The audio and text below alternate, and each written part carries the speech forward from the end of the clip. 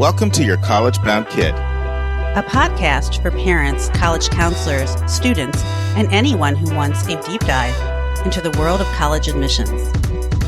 My name is Carter DeLoro. I'm from New York City. I went to Pomona College for undergrad, and I worked in admissions at Pomona and Occidental.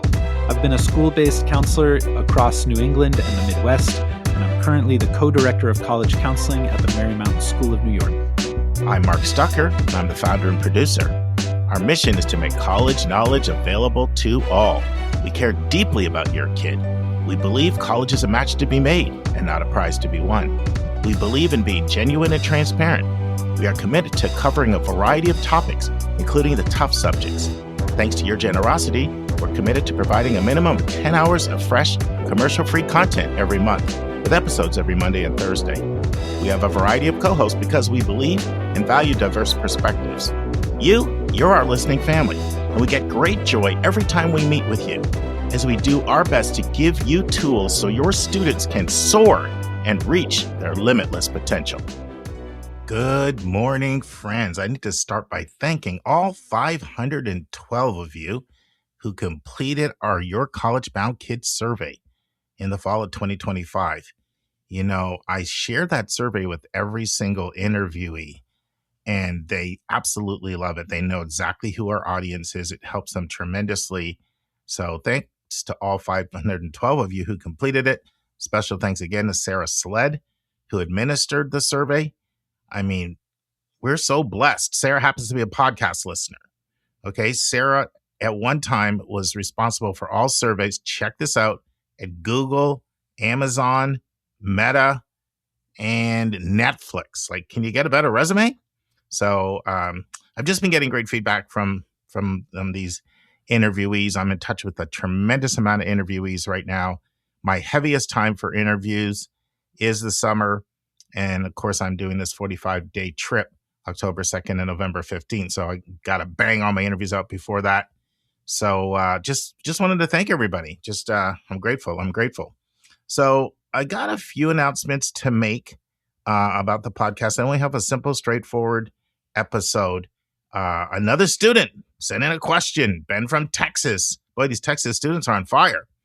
And Carter joins me to answer that question. It has to do with a student wanting to know what he can do to have a spike so that he can stand out in the most competitive applicant pools. And so Carter and I have an answer for Ben, and I think it'll be helpful for all of our listeners. And then, of course, you'll hear part 2 of 4, Owen Blight, Dean of Admissions and Acting AVP of Enrolment at Providence College. So you hear part 2 of 4, and that's really our whole episode. Other than I'm reading the final article. That's right, the final article. Can you believe it's been 11 entries that have gone that fast? That's right. How bad is higher ed's budget crunch in the Chronicle? So I'll read the final article. But a few announcements before we get started. So I want to talk a little bit about the YouTube channel, and I want to talk a little bit about this podcast. So for this podcast, you're going to see more episodes closer to 60 minutes than 90 with the new YouTube channel. There's only so many hours in the day. And so I'm really dedicating 50% of my time to this and 50% of my time to that podcast or to the YouTube channel. Now, on the one hand, YouTube is terrible compared to this podcast because so many listeners like to listen passively. What I mean by that, you're driving your car, you're doing your chores, you're walking your dog, you're on the treadmill. How do I know? We had a question in our questionnaire about this. How do you listen? And the one thing about YouTube's like TV or like reading, like it does, require your complete attention. And what makes podcasts so masterful is the ability to multitask. So that's the negative, but the positive's pretty immense. The positive is so much of communication is nonverbal. And so by you being able to not only rely on your ears and the audible communication, voice tone and inflection and things like that, but for us to be able to incorporate the visual, I mean, a picture's worth 1,000 words. There's a lot of things we can do to add to the multidimensional nature of learning. So that's the advantage of YouTube, which is significant. but the advantage to the Audible podcast is also significant, which is why we're continuing to do both. Now, a few more things. I will announce next Monday at the latest, possibly even Thursday, when we're kicking off the YouTube channel. Video production is done for episodes all the way into mid-September. Now, remember, we're talking about 5 videos a week. We're talking about launching videos on days we don't have a podcast for you here. Now, remember, most of them are under 13 minutes. What we're going to do is have, they're called short form videos, short form, long form. So we're going to do 5 short form videos and then 1 long form video. What's a long form video? It's an interview. Most of the time. I mean, it's possible, I guess, I could just have a segment that went really, really long that we turned into a long form, but that's not kind of my mindset. My mindset is interviews, long form, and I already know what the first ones are going to be already because I've either done them in the last couple of weeks or I'm doing them this week. But you'll have 5 short form and then 1 long form. Now, the longest short form I've seen, I think one did hit 22 minutes. And then I saw one that was 6. So they're all kind of in that 6 to 22 minute range. When I'm recording and I kind of get to around that 15-minute mark, I start feeling the itch, that internal signal, wind it down, Stuck. So yeah, so that's what you can expect. 5 short, 1 long, 5 short, 1 long, 5 short, 1 long. Recordings all been done into mid-September. Probably 8 of our co-hosts have already joined me to do a segment. I'll also be doing a bunch of monologues, which I haven't recorded yet, but I'll be doing a bunch of them. And so I really honestly think you guys are going to like the YouTube channel a lot. I think I know our listeners well enough. I think even the ones that are like, well, that, I only listen passively when I'm doing something else. I think even you, I think we're going to be able to get to enjoy that channel. So anyway, look for an announcement of the exact launch date, possibly Thursday, and maybe Monday. I've already told the person managing everything, give me the start date. I mean, I've produced 37 videos now, and I've labeled them and I've given them the order. She's got to do the editing. Well, it's a joint effort on the edit. I do like the content editing, and she does the stylistic edits.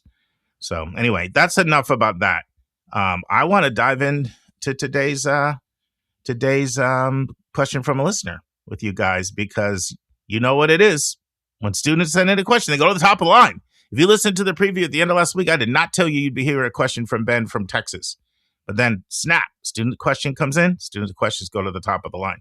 So we preempt our programming, as they used to say. So without any further ado, let's transition to Carter and I discussing, well, spikes. And now it's time for a question from one of our listeners.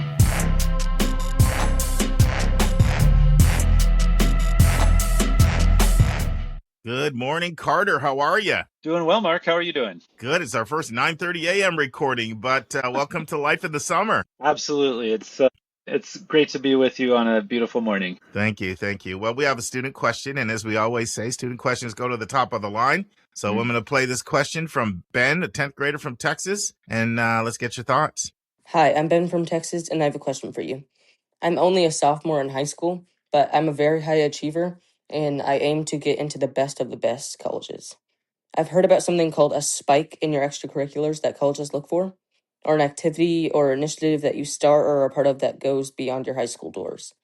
I was hoping you could give me a few examples of what I could do to gain this spike and what might be sufficient enough to put on my college applications where I would have a very high chance to get into an elite university, on top of high grades and high test scores. Take it where you want to go, Carter. This is definitely something that I hear a lot, that my colleagues at a variety of institutions hear a lot. There's a lot out there about, quote unquote, needing a spike of some sort. Ben phrases it as needing it in his extracurriculars. The way that I think about it when students talk about spike, I try to reframe it in talking to students about going above and beyond. Hey, Carter, you want to say what Sure. most students are asking about when they say that? Like, what's the perception? Because there may be some people not familiar with the term. Got it. Okay. Yeah, for sure. So I would say when students are asking about a spike, or when they hear people talking about spikes, it's the idea that a student is really going into depth on a particular area or topic subject. When you hear people talk about the student who cured cancer, Sure. sort of facetiously, that's an example of a spike, right? The spike is cancer research or something like that. Obviously most spikes that are out there aren't that level of spike.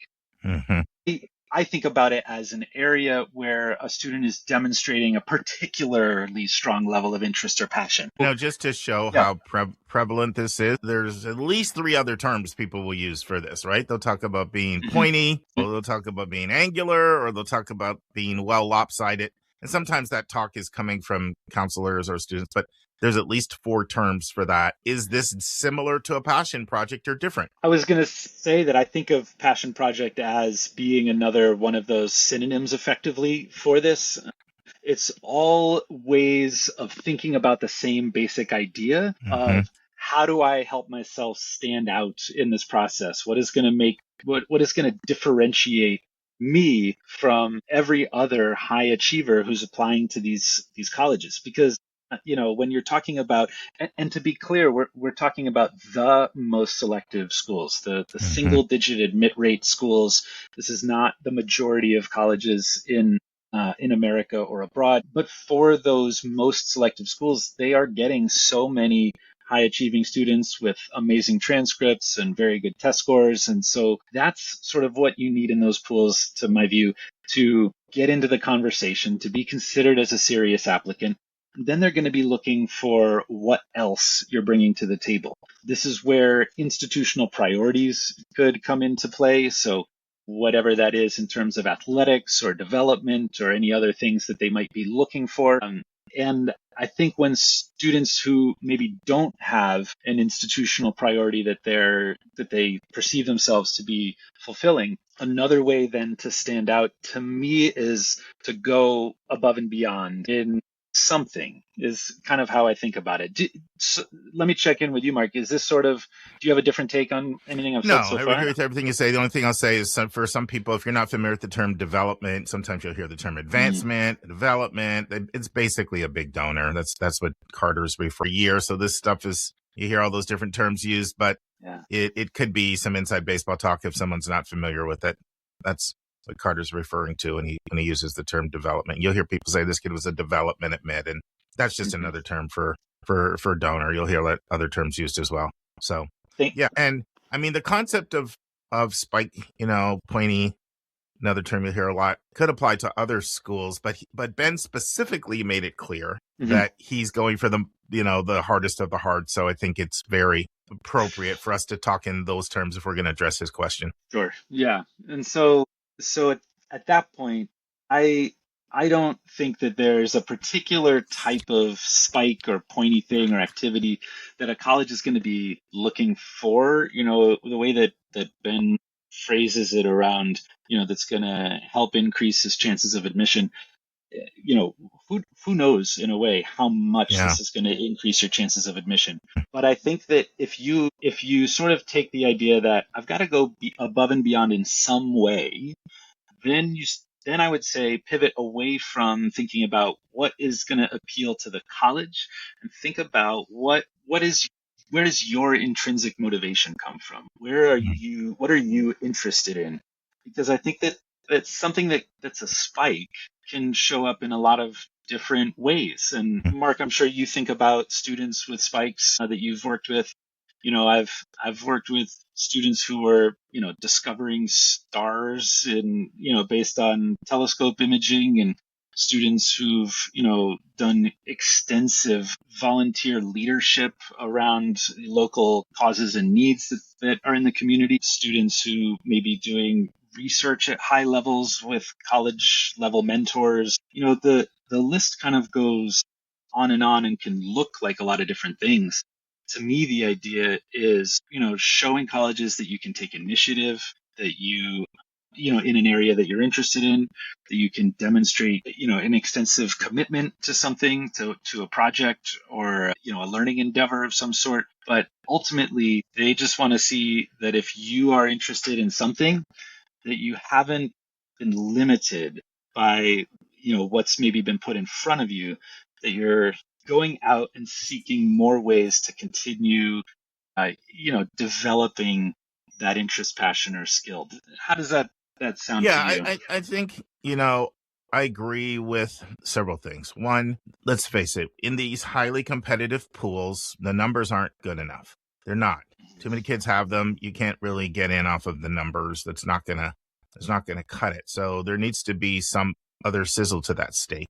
That is true. And you need to present as rare, but you need to be rare in a very inspiring way. You need to be rare in an inspiring way. And that almost always will have something to do with improving people's lives. Really adopted this language, that Christoph Gutentag uses of, we oftentimes talk of impact. It's true. It's impact. It is impact. It's positive impact. And it's the kid who's greatly, greatly missed, by everybody, but because they're a difference maker.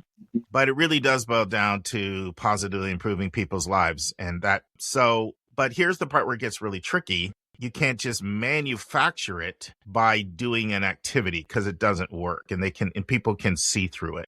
Because what admission officers are going to be looking for is authentic, sustained commitment and evidence of difference making. And so, you and I have talked before why we hate the term passion project and how it's performative and how it feels like push a button and make me into someone that they want. When the people that really have that level of inspiration, they're the student that would be doing these things whether they're applying to college or not. And that's the level of authenticity, commitment that they show that has the potential to be that inspirational person. So that's why, and I'm sure I speak for Carter here as well, but I'll let him speak for himself. This is why we get really kind of queasy when it's sort of, if we feel like it's sort of like, tell me what I need to do. That's where it becomes really uncomfortable for us because from my experience, that doesn't work. It has to be genuine, right? Yeah. And that's where I think to me, it's not, Ben, if you're sitting there listening to this saying, well, if I haven't already thought of something, then I'm not going to get in. That's not how I think about it. When Mark's talking about sort of the people who would do it anyway, I think about this as like, if college is inspiring you to think about how you might go above and beyond, then run with that. See where that inspiration and motivation takes you, because it really does need to be genuine to who you are, what your interests are. Over the course of the application, this is going to have to be of a piece with your grades, your classes, your recommendation letters. And so it really should be kind of a part of who you are. It doesn't mean that you have to keep doing that thing forever. You are also not making a commitment that you're going to stay in whatever that field or area of interest is. But I think it demonstrates to colleges that you're able to dig deep on something, that you're able to take action on something. Mark, I love how you put it around, improving people's lives. That could just be, as in the case of, the budding astronomer that I worked with, just expanding the scope of human knowledge, right? That's a way to think about lives. And that's a lot of science research that high school students may be a part of. Yeah, I like it because it can encompass something solitary, but it also can encompass something that's much more, collegial participatory. And, the one tip I would give you, and I say this, I can't say this enough, read the custom prompts, the individual college specific essays, what most people call supplementals or sups. Go back and read the last few years of them, because colleges are absolutely telegraphing for you what they're looking for by those questions. And these are the kinds of schools that have them. So, but instead of saying go back and read them and then try to become rare in that area, I would say go back and read them and ask myself, what is it that's true to who I am? And so you'll see certain things, right? Like Dartmouth's known for their emphasis on kindness. And so that's something that they're going to be looking for. So can you show kindness in some extraordinary, rare, and unique ways? And if you feel, that's kind of who I am, then there's potential. There's nothing wrong with somebody thinking about, okay, is there something that I feel I genuinely could do, that I could do with heart and passion, that I would love? I think it's good that you made up that distinction, Carter. When I say something you would be doing anyway, that doesn't necessarily mean you have to be having done it since, fifth grade, right? I think it's more important that it really resonates with you as something that you truly would want to do, whether you're applying to college or not. and it would take reward. I did a flying to the University of Pennsylvania in 2019 when I was, directing at KIPP schools. And so this conversation came up. And one of the things that they indicated is if we see a student who's talking about all this extraordinary stuff that they've done, and we see no evidence of that from any of the third-party substantiators, college counselor, teacher's supposed to talk about the classroom impact, but I'll just throw them in there for sake of this, or, outside rec, we question the level of impact because it doesn't seem like it's resonated in a way that others are aware of how you're involved in improving people's lives. So that's something to think of as well. And so ultimately, Ben, we can't tell you, go start a program of, providing textbooks for kids in some country that don't have them. And a lot of times those things fall flat. I mean, I just recorded a video for YouTube with Christina, and she's like, boy, there sure are a lot more founders than there used to be 10 years ago. Yeah. Oh, I wonder where all these going to happen. All these nonprofits, when the kids leave, are they going to fold? Like, these are the kinds of questions schools are asking, right? University of Pennsylvania asked that question.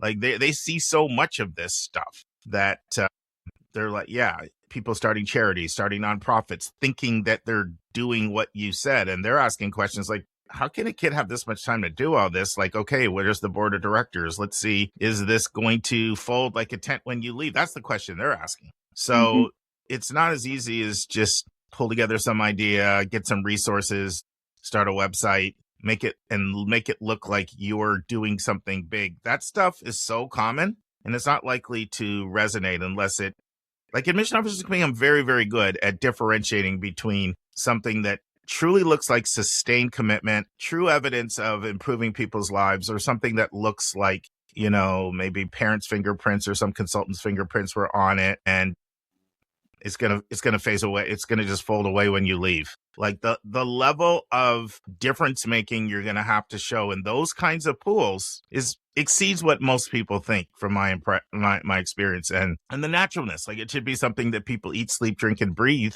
and really truly care about if it's gonna really land in that way, because you're up against people trying to do this all the time. So, I'd say the antenna for I smell something that's contrived is pretty high. And so I just can't emphasize the genuineness enough. Yeah. And I'll add one of the questions that I ask to students sometimes is, if I locked your phone on Wikipedia for 30 minutes, what would you look up? What would you just want to learn more about? And if you like whatever sort of calls to you in that moment, that to me is a way of signaling, of identifying where you're intrinsically motivated, what you're intrinsically motivated to learn more about. And that's the kind of thing that I would follow.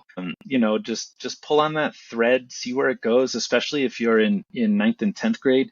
You don't need to get out there and start something, go out there and learn from someone. Go out there and join an organization, see how you can contribute and make a difference in there, or go out and find a research mentor of some sort. I know students that have just cold emailed dozens and dozens of professors and grad students until someone, returned a reply. Whatever it is, see if you can first identify what really drives you, what gets you passionate, and then think about how you can A, learn more, and then B, I would say put that learning into action in some way. Yeah, well said. I do have one more thought. One thing I'm increasingly hearing from the most selective schools more and more is they're impressed with people that join organizations and turn them around. They said that's actually harder to do.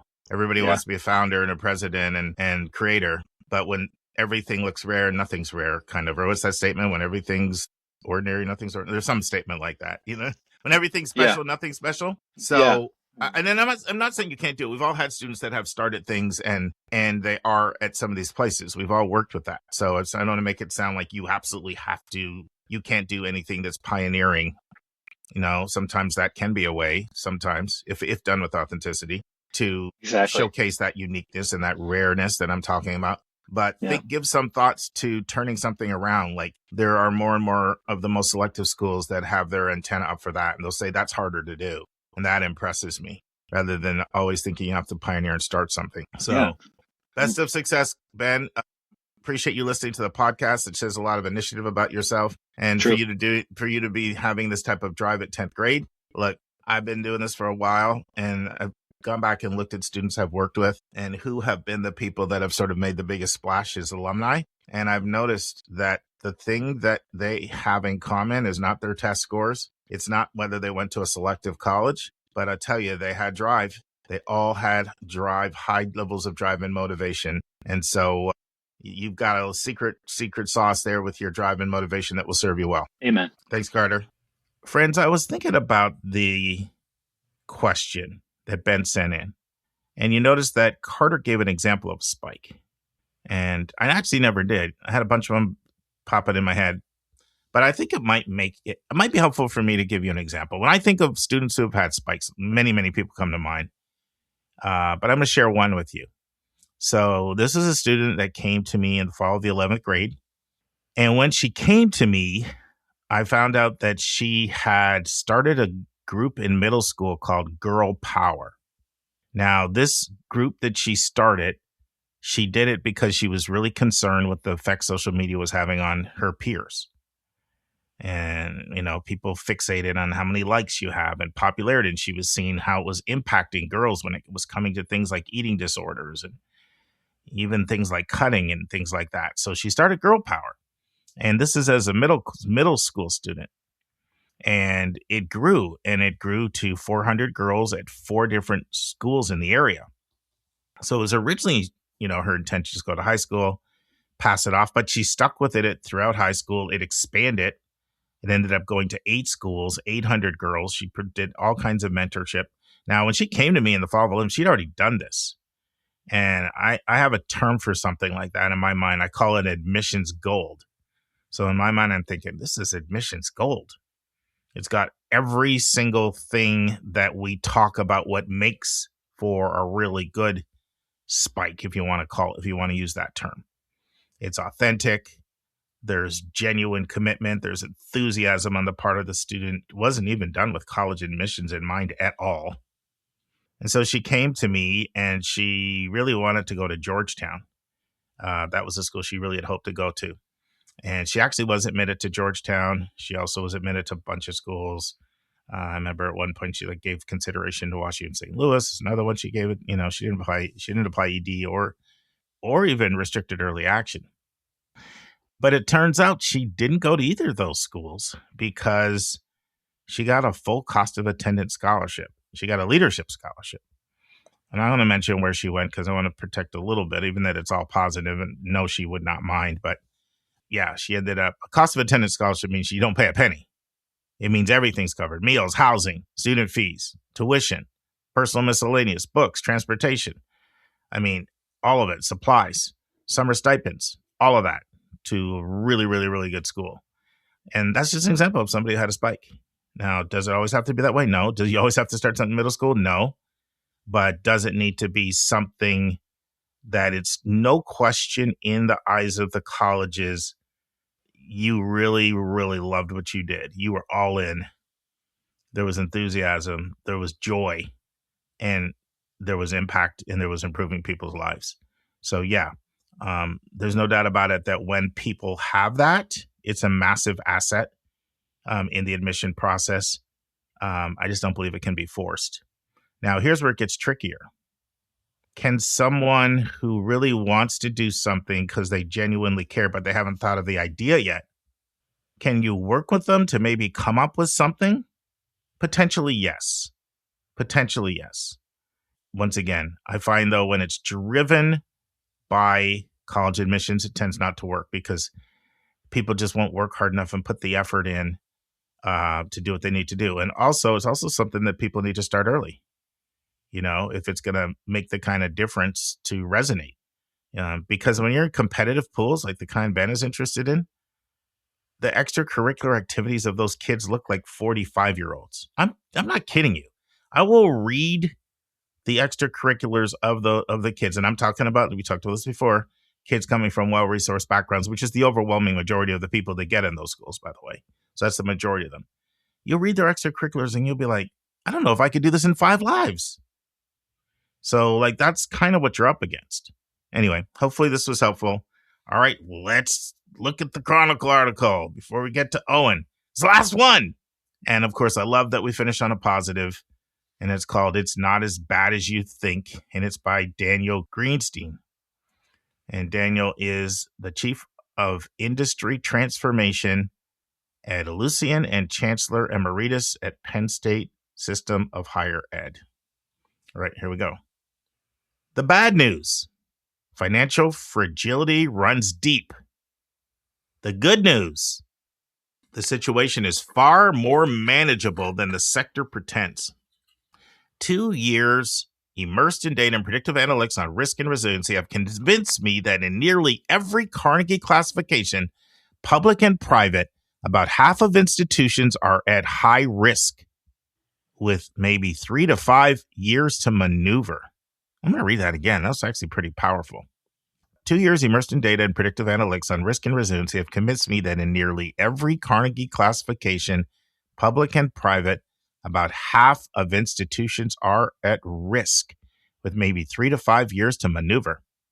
The pattern that produces these crises are visible long before the crisis arrives. The data shows what's coming, even if the decline comes as a surprise to the institution.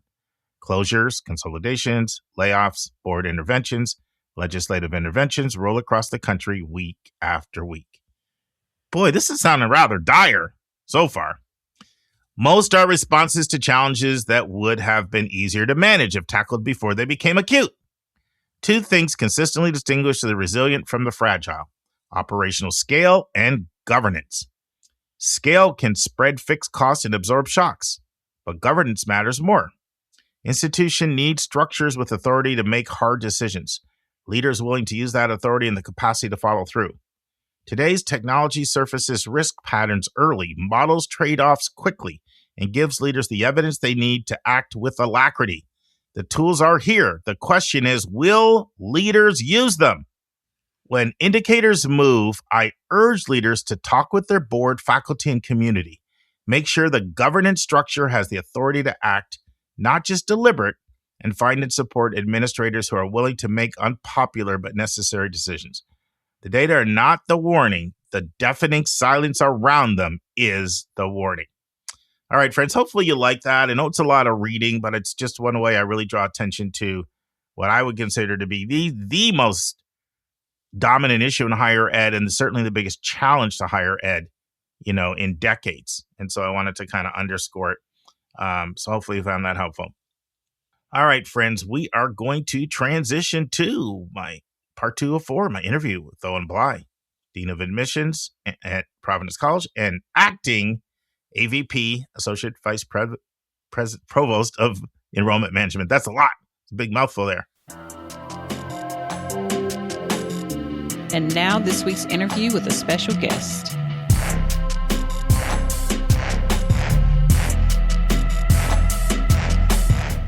All right, friends, we've reached part 2, and we're getting into the heart of the interview with Owen Blight, Dean of Admissions and acting. You have these long titles: Associate Vice Provost of Enrollment at Providence College in Providence, Rhode Island.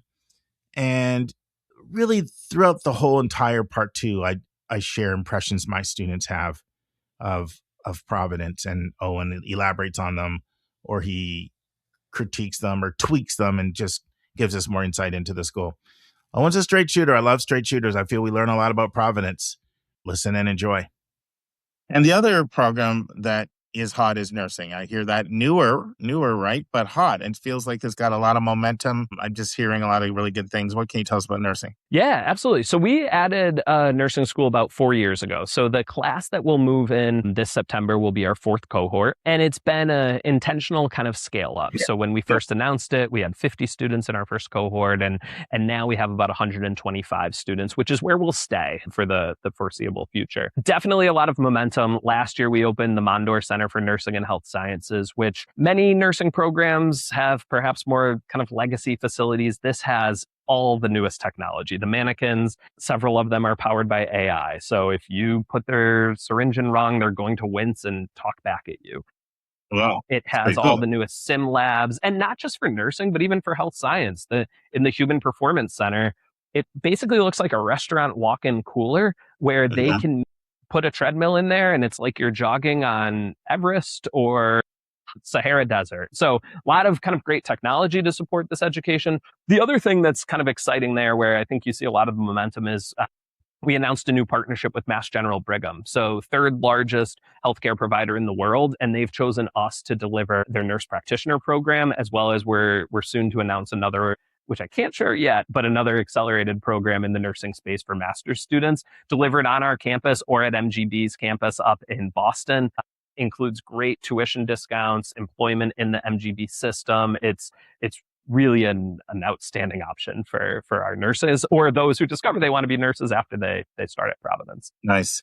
So you told us how many people you're bringing into nursing for the cohort. How many business majors would you graduate every year, and any other majors that are up there? Like business is the most, isn't it, of all your? It is, yeah. So we'll be. When we're at kind of our fullest, we'll graduate about 125 nurses each year, 100 health science majors. Business, amongst the 4 business majors, those would be about 300 to 350 students graduating. And then after that, about 8 to 10% in our education programs, whether that be elementary education or secondary education. And then after that, it's a mix across majority of the School of Arts and Sciences, social work, those things. Sure. And what are the 4 business degrees that you offer? We offer accountancy, marketing, management, and finance at the undergraduate level. And is there one that you feel you're sort of more well known for of those? Good question. Finance is by far the most popular.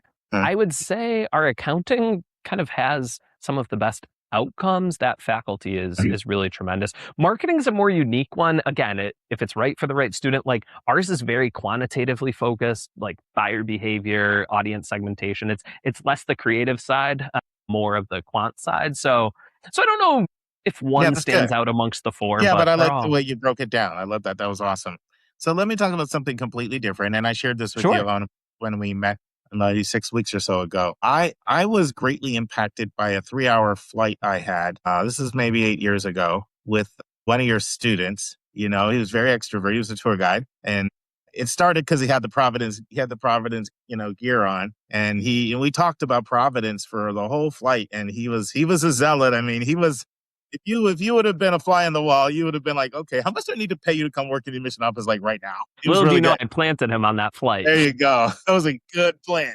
But the thing I'll tell you that stood out to me was the way he talked about the power of the community and how tight the community is. So talk to us about that, because I feel that's one of your real distinctive features of your school. Some of it's your size, some of it's your high residential population. Some of it's probably some other things you guys do that are intentional, but talk to us about that. Yeah, I feel like it's influenced by those things you mentioned. I mean, to go back to the Catholic background, I feel like that influences it a little. Even athletics does. Like we're the smallest school in a major athletic conference, and though we recently have held our own and compete at the highest level, like for a while there was kind of that underdog mindset where we were competing at a level against schools with tens of thousands of students. So I feel like every one of those things that you mentioned or I added contributes to that sense of community that exists on campus. And it's something that we try and say we're intentional about in the admission process, but it's not something you can manufacture. I always kind of step back and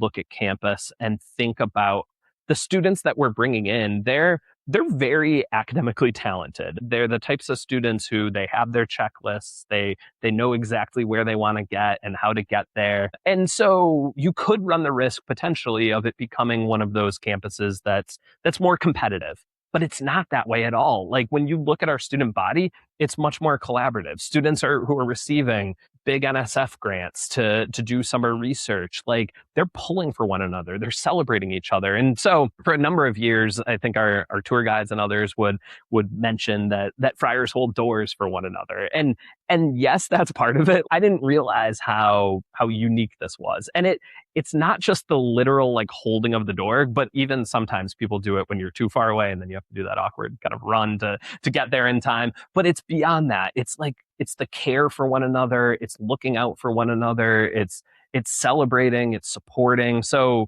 yeah, it's also, as you can tell by my perhaps rambling response, it's one of the harder things to describe, but it is the thing that when you get to our current students, they they just feel, and our alumni continue to feel through all the different events, and our current students feel, and the faculty feel a part of it. Like, I was in a meeting earlier today, and we were talking about something boring where we needed to add something to our advising process. Nothing major, but a reference was made to like, yeah, but that's kind of the PC way. Like, if you wander into an office, that person's not going to tell you you're at the wrong place. They're going to walk you to where you're supposed to go. And I feel like that's a little bit of like the culture of just people looking out for one another and truly wanting what's best. Now, you touched on another one, which is rabid sports fans. And I think that's something that you guys really have, especially basketball, being in the Big East Conference as a smaller school, in the conference. I mean, there are so many schools in New England, but not very many that have the sort of rabid sports fans that you have. I mean, Boston College would be one, but when I think of all the, I'm a huge basketball guy, so I'm really into this. When I think of all the other schools, if we go down to Syracuse, but that's a little further away, you can get that. Certainly they would sort of check that box. But like, who else, up, especially for basketball, like packs the gym, and has the rah-rah in, within like 3-hour radius of you. Like, I'm not thinking of very many places. I'm not really either, which is a positive. I mean, very different size, but like UConn obviously is competing at a level and close enough. But I would say they're perhaps the only other kind of large basketball power. Can't believe I forgot UConn. And then within our conference, I mean, certainly places like Butler and Creighton are similar size enrollment, where it's much smaller than them. Right, but Butler and Creighton, that's Nebraska and Indiana. Like, right. In New England, you're not finding many. Geographically, you have places like Xavier's like crazy about basketball. There's certainly lots of places, most of the North Carolina, schools. There's certainly lots of places in the country, but when I think of New England, for all the schools there, is something people want a lot. Like, one of the two major sports, basketball and football. Certainly if we go down Penn State, but we're moving into a little different area there, you can get it, and Maryland, you can get it. But there's so many schools up that way. When you talk about the two major sports, I don't see a lot other than UConn, Boston College, and Providence for people really come out and support the team. That's important to a lot of people. It's a lot of part of people's fun, and it is part of that bonding and cementing the community together. Absolutely. Being in the student section with 3,000 of your fellow students, like that has an impact. And especially, I'm sure you've perhaps talked in previous episodes about kind of maybe one of the hotter trends is the Southern schools, and a lot of students from the Northeast are heading to the South. And I obviously, through my role, I talk to college counselors quite a bit, and many of them have said, like, you're the type of place that could perhaps buck that trend, because what they're looking for is that spirit. They're looking for, I hate that this is perhaps something that drives a college search, but they're looking for that TikTok experience where they get to be part of something far bigger than them. Like, that is something that we offer, which is rare and important for a student who knows they want to do well at a school with 20, 30, 40,000 students. So I would agree entirely that it's a very unique I'm niche. about to be a guest on another podcast on this topic of why so many students are flocking south and really breaking it down. And this is absolutely going to be one of my main points that I'm going to, hammer home, football, fun fraternities, Yeah. Absolutely. Something else which I feel is a hallmark of your school, and you've alluded to this already, which is like a really close alumni connection.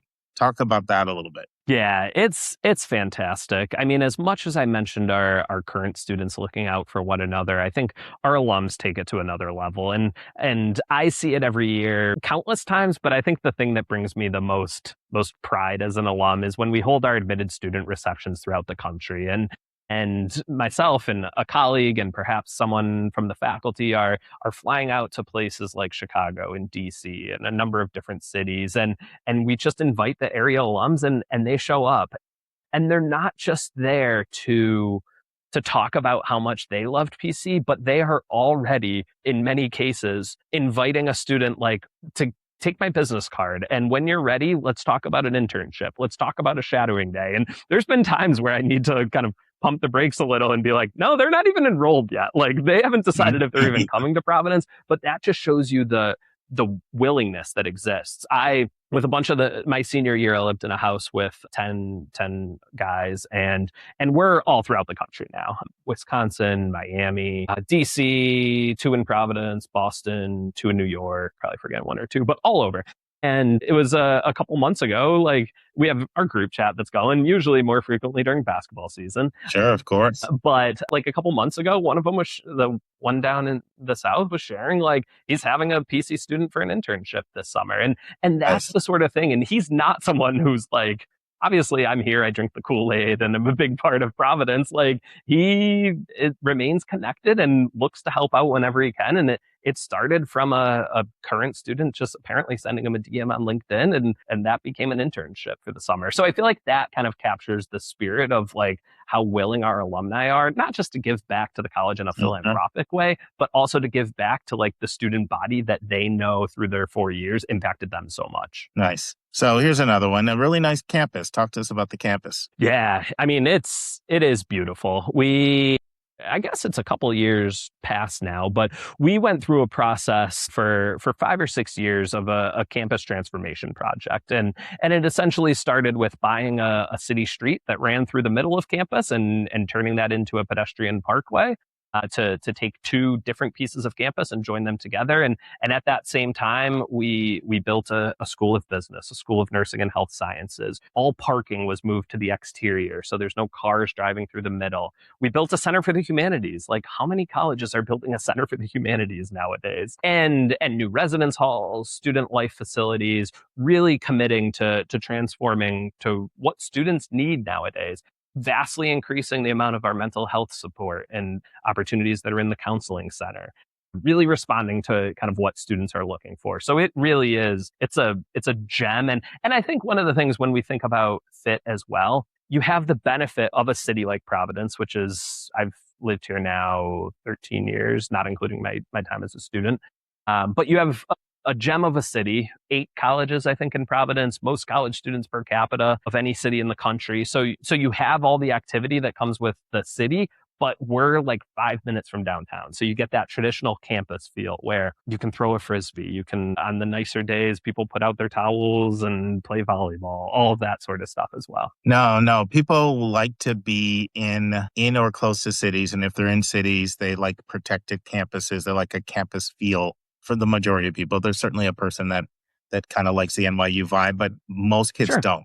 They want a strong campus vibe, you know. So here's another one: really close relationships between faculty and students. What can you say about that? Yeah, I would say that primarily comes from kind of being an undergraduate teaching college, though we have some graduate programs, but it's less than 10% of our enrollment. So the emphasis here is really on undergrads, and the faculty who are coming to us, they're doing high level research. And the nice thing is that being undergraduate, they don't have grad students to help them with it. So they have to pick the undergrads to help them with it. And so one of my favorite events every year, it's called the Student Celebration of Student Scholarship and Creativity. And it started maybe 10 years ago or so, one room, and now it fills an entire building. And it's students demonstrating their own original research that had to have been done with a faculty member. Many of them receive grants to do it. It's funded. It's often published. This is often something they're presenting that they've already done at maybe the National Chemistry Conference, things like that. And I think it shows the close connection that exists between students and faculty because they're working together for so long. And it's not just research. I mentioned the chemistry conference. That's one of them. But like, I think what I'm always impressed with is the breadth of kind of projects that exists there. High school students, and I guess myself as well, hear the word research and you naturally think of like beakers and a lab. But it is, I'm trying to think of some projects I saw at this year's. Like there was a student who was a education major and a accounting major studying like the correlation between literacy rates and real estate values. There's others that are studying kind of mental health and different approaches towards early awareness for mental health and intervention. There's really all different departments on campus have the opportunity to present research as part of this. So research is one thing, but I think just generally that undergrad focus makes it that professors, like they want to help their student. I mean, they're very published. They're doing their own things, but like there's a little bit more of an emphasis here on the teaching side. All right, Owen, I can't have all softball questions. So I got a couple and tell me if you agree or disagree. So here's some of the things I hear. a very high number of kids are from the Northeast, so it feels maybe more regional than national as a school. Yeah, I would say that's definitely true. About 60% of our students are coming from the Northeast. It's about 20% towards the Mid-Atlantic, so kind of DC, Maryland, Virginia, and then about 20% nationally. So we have students. What about from international? International is about 2 or 3%. So really not a huge international population. So to kind of break down what those look like, international, usually about 20 to 30 students. What's interesting is they usually are coming from about 15 different countries. So a huge diversity within the international pool, but a smaller group. And so the ones that are drawn to us, they really want that traditional college. They're not looking for like a separate international experience. So that's part of it. 42 different states that our students come from, but it's definitely pockets. Like Chicago, we do well in North Carolina, South Carolina, the DMV definitely. Ohio, Minnesota usually have about 15 to 20 freshmen each year from there. So definitely pockets. And then, like you mentioned, the majority will be coming from the Northeast, kind of that Amtrak corridor from like Delaware up to Maine. And that's true for a lot of schools. I'm just pointing out some things. All right, friends, this concludes part 2 of 4. Hope you join us next week for part 3 of 4. Kind of continue along the same theme, looking at experiences of my students and getting feedback from Owen. Does he agree? Does he disagree? All right, friends, on Thursday's episode, I'm going to have another question from a listener, and then I'm going to have a segment, admissions tip, admissions vernacular, grinding my gears, and then we're going to have part 3 of 4 with Owen Blight. And friends, most of the time moving forward, I'm going to be doing a lot of 2-part segments, sometimes 3, mostly 2. Once again, striving to be closer to an hour than 90 minutes. So hopefully you'll tune in for that. Friends, for my quote today in closing, what I'm going to share with you applies just as much to a parent as it does to a student. There's no doubt about it. It applies just as much to a parent as it does to a student. Now, I'm going to give you a little bit of background. So my sister, Kathleen, lives in Brantford, Ontario. And you know what Brantford, Ontario is? It's the home of Wayne Gretzky. That's right. That's where he's from. My kids grew up going there for 2 to 3 weeks in the summer, spending time with their cousins and going to Wayne Gretzky Center all the time. Ice rinks and swimming pools and just, Wayne Gretzky, the most famous hockey player ever. And, Wayne Gretzky is known for a lot of things. Like I said, the most famous hockey player ever, certainly known for that. But he's also known for some great profound quotes. And there's one that he has that I think about a lot myself. And I like this quote because it can apply to so many different things. It can apply to things related to college. It can apply to where you are going with your career. It can apply to where you live. It can apply to a lot of different things.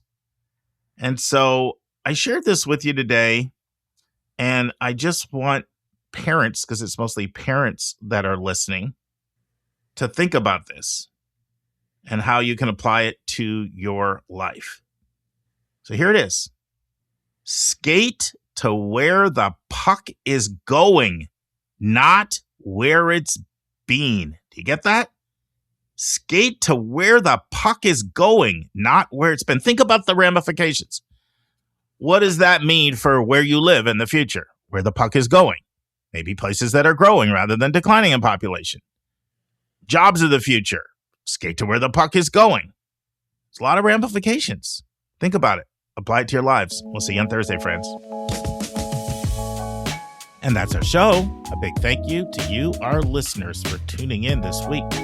If you find this podcast helpful, please follow us, and you will get every single episode as soon as they are released.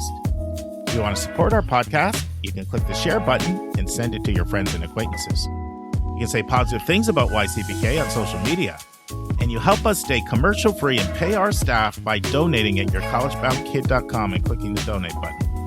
You can write a review for us on Apple or Spotify. If you have a question or suggestion, just go to speakpipe.com/YCBK, hit the orange button, and speak, and we will do our best to get your question or your comment in your own voice on an upcoming episode. I'm the producer of the podcast, and I live in Metro Atlanta. We have a fantastic team that has over 200 years of admission and counseling experience. Shout out to our co-hosts, Susan Tree in Pennsylvania, Lisa Ruff in North Carolina, 2 admission officers from Colorado, Hillary Dickman from Colorado College, Kate Strickland from CU Boulder, Vince Garcia in California, Julia Esquivel in Massachusetts, Linda Depker in Missouri, Andy Strickler, the Chief Enrollment Officer at Connecticut College, Heath Einstein, the Chief Enrollment Officer at TCU in Fort Worth, Carter DeLauro, a co-director of college counseling in New York, and Christina Lopez, the former Dean of Admission at Barnard College, and our international college specialist, Kevin Newton from Dallas, Texas. Our stupendous sound engineer who makes everything happen is Nemanja Matvic from Serbia. Our reliable webmaster is John Rooney. Website updates are done by Joy Stucker. Image editing by Vlad Honchar. And what would we do without our volunteers? Guy Pillsbury, Sony Patel, and Andy Bernstein are all helping us with podcast marketing. Carolyn Wood, Mark Doniger, and Carrie Roberts book interviews with thought leaders. Amanda Dugan, Colleen Sinoki, Nicole Resch, Trevor Smith, Ryan Stepler, and Lynn Labash send thank yous to interviewees. If you want a coaching session with me, just text me at 404-664-4340. If you want to reach someone else on our team, all of our bios with contact info can be found at yourcollegeboundkid.com under the About YCBK tab. If you want to get our free monthly newsletter, YCBK Plus, it's also under the About YCBK tab. If you want to see our recommended books and websites, they are on our website under the Resources tab. While you're on our website, check out our hundreds of interviews in their entirety. Check out our college spotlights and our upcoming events and receptions. And you can now do searches for past content by using our new Explore and Topics tabs. We really encourage you to explore our past content. We have close to 1,000 hours. We think of you as our listening family, and we look forward to meeting with you every single Monday and every single Thursday.